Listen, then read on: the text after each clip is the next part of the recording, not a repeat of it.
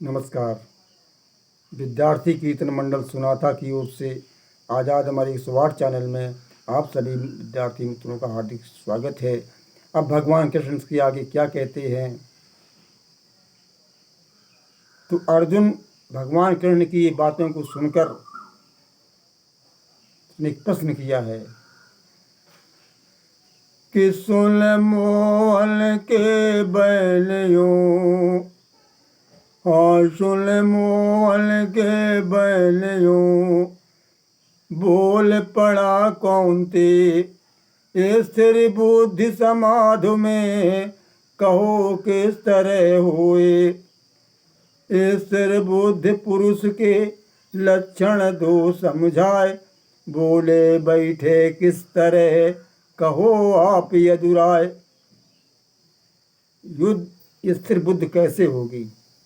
तो आपने कहा कि मनुष्य को अपने कर्म पर अपने बुद्धि उसी पर लगाना चाहिए, स्थिर हो जाना चाहिए। तो ये कैसे होगी? भगवान कृष्ण अर्जुन की इसी बात को सुनकर के बोले, कहा कृष्ण ने पार्थ से, इधर दीजिए ध्यान, कामनाएं त्याग दो निश्चय हो कल्याण।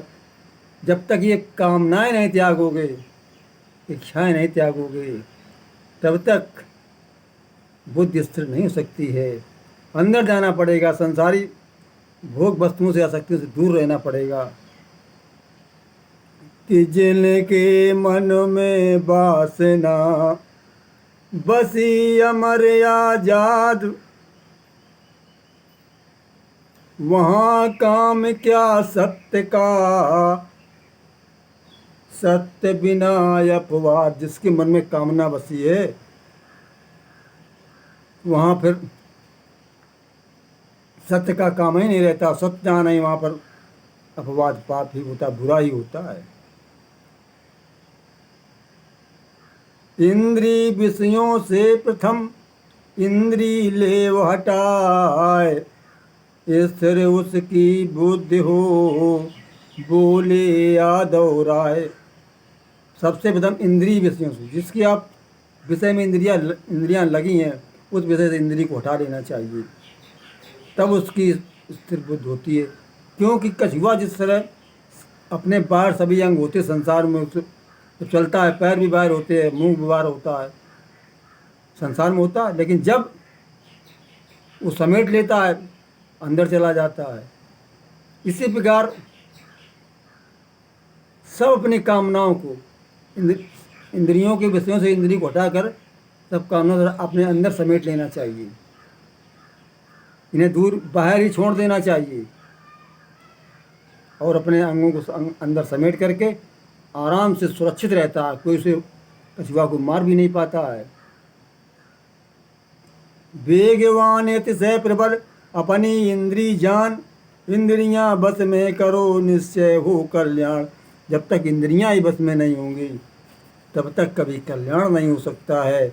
जब तक हम बाहरी आसक्तियों में लिप्त रहेंगे, इसीलिए कछुए की भांत सब समेट लो, बाहर कुछ रह ही ना जाए। बाहर कुछ रहे, बाहर की आसक्तियाँ अपने अंदर समा ही ना पाएँ। दुष्चिंतन को चित्त में कभी न दो स्थान, दुष्चिंतन बुरी विचारों को कभी अपने चित्त में स्थान नहीं देना चाहिए। और निश्चय स्थिर बुद्धि हो, बोले कृपा निधान। हमारी बुद्धि स्थिर नहीं होती कि हम दुष्चिंतन बुरे विचारों में लगे रहते हैं। इंद्री बस में आपकी काम सभी आसान, और रह सकता है आपका तभी सुरक्षित ज्ञान। इंद्रियां जब बस में आपकी होंगी, तब ये काम सबसे आसान हो जाएगा और आपका ज्ञान भी सुरक्षित बना रहेगा। विषय चिंतन चित्त में उपजाता आसक्ति। जब मनुष्य किसी विषय में चिंतन करता है, किसी बारे में, किसी विचार पर, तो उसमें उसका आसक्ति, लिपायमान जुड़ जाता है, आसक्ति उसी में जुड़ जाती है। आसक्ति से कामना, काम क्रोध से लिप्त। जब आसक्ति होती है तो कामनाएं उत्पन्न होती हैं, अब इच्छाएं शुरू हो जाती हैं। जब मनुष्य चिंतन में विषय का चिंतन करता है, उसमें जुड़ जाता है तो कामनाएं अपने आप तैयार हो जाती हैं। फिर काम क्रोध से लिप्त, जब कामनाएं, उन कामनाओं में विघ्न पड़ता है, तब काम ये क्रोध से लिप्त हो जाता है। ये काम एकदम लिप्त हो जाता है, क्रोध में छा जाता है कि मेरा काम नहीं बन रहा है।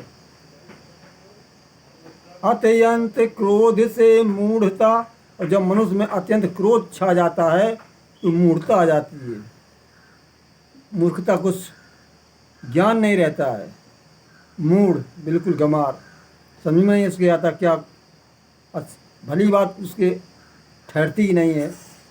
और ज्ञान शक्ति के नाश से अंधकार का वास, अत्यंत क्रोध से मूढ़ता और ज्ञान शक्ति का नाश, और मूढ़ता से भी ज्ञान शक्ति का नाश हो जाता है।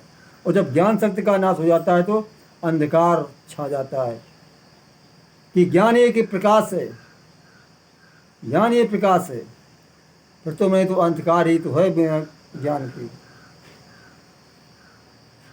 प्रथा पुत्र अंताकरण रखिए स्वच्छ प्रसन्न, अपना अंतःकरण स्वच्छ प्रसन्न रखिए। अंतःकरण है मन बुद्धि चित्त अहंकार, इनको हमेशा पवित्र रखिए। मन, बुद्धि, चित्त, अहंकार, अभिमान भी अहंकार, ये शुद्ध होना चाहिए, स्वाभिमान होना चाहिए। अभिमानी नहीं, स्वाभिमानी बनो। राणा प्रताप, चंद्रशेखर आजाद, भगत सिंह, सुभाष चंद्र बोस जैसे अभिमान नहीं, स्वाभिमान था इनके अंदर। तो अंतःकरण जब प्रसन्न रखोगे तो सर्व दुखों का नाश हो जाएगा, फिर कोई विघ्न नहीं पड़ेगा। प्रसन्न चित्त रहिए सदा, प्रसन्न चित्त रहिए सदा, छोटू प्रिंस उमेश। और गीता में श्री कृष्ण ने दिया यही संदेश, यही दिया है, प्रसन्न चित्त रहिए। दिव्य बुद्धि में भावना करती शांत प्रदान, और जहाँ शांत है सुख वहीं बोले कृपा निधान। यहाँ दिव्य बुद्धि होती है, अलौकिक बुद्धि होती है, सच्ची बुद्धि होती है, पवित्र बुद्धि होती है, वहीं भावनाएं अंदर जा करके शांति प्रदान करती हैं। क्योंकि विचार, भावनाओं का आधार विचार है। अगर हमारे विचार शुद्ध होंगे तो भावना भी शुद्ध होगी, तो हमें शांति भी मिलेगी अंदर जाकर। और जहाँ शांति है सुख वहीं बोले कृपा निदान। सुख तो वही होता है जहाँ शांति होती है। ये साधन हम कितने ही पैसे से कर लें, चाहे कितना अपना बंगला कार जो कुछ सामान जुटा लें, ये तो साधन है, सुख नहीं है। सच्चा सुख शांति से है। उनकी स्थिर बुद्धि है जिनमें नहीं बिगाड़, जिनके बुरे विचार नहीं, उनकी बुद्धि शुद्ध है। परम संत पाते वही जिनके शक्ति विचार, परम शांति पाते वही जिनके स्वच्छ विचार।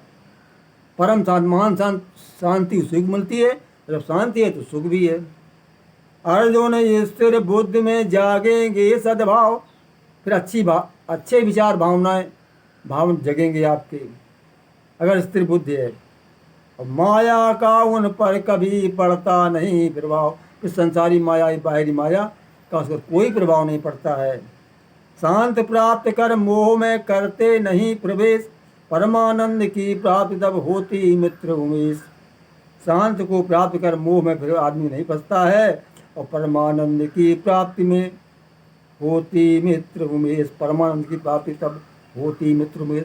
सत्य मित्र धर्मात्मा, भगवान कृष्ण आगे और ये कहते हैं कि सत्य मित्र शत्रु मित्र धर्मात्मा, पापी या पापी इंसान, ऐसा योगी देखता सबको एक समान। चाहे वो शत्रु हो, चाहे मित्र हो, चाहे धर्मात्मा हो, चाहे पापी हो, चाहे बेईमान इंसान कोई भी हो, उसको समान देखता है। उसकी नज़र में सब बराबर, से कोई घृणा द्वेष नहीं रखता है। वही सच्चा परम योगी है। सरिता जल ज्यों समुद्र में जाता सभी समाय, ले समा सभी को स्वयं में संत वही कहलाए। सरिता जल ज्यों समुद्र में जाता सभी समाय, जिस प्रकार नदियों का जल समुद्र में समा जाता है, अपने में समा लेता है, ले समा जो स्वयं में, सभी को ले समा सभी को स्वयं में, संत वही कहलाए। जो अपने में सबको अच्छे बुरे एक भावना को देगा, अपने में ही समान हित कर ले, कोई मतलब नहीं उसे है, और अपना कर्म करता है, वही संत कहलाता है। सागर अपने में सब समा लेता है, उसे कोई विचार नहीं है। सभी प्राणियों के लिए होती है जो रात, और संत खोजते उस समय आत्मनिरीक्षक बात। सुख की इच्छा त्याग दो छोटू प्रिंस उमेश, कर्तव्य कर्म पर ध्यान दो गीता का उपदेश। सुख देना ही पुण्य है, दुख देना ही पाप। सुख देना ही पुण्य है, दुख देना ही पाप। बाप अहिंसा पुण्य का, लोभ पाप का बाप।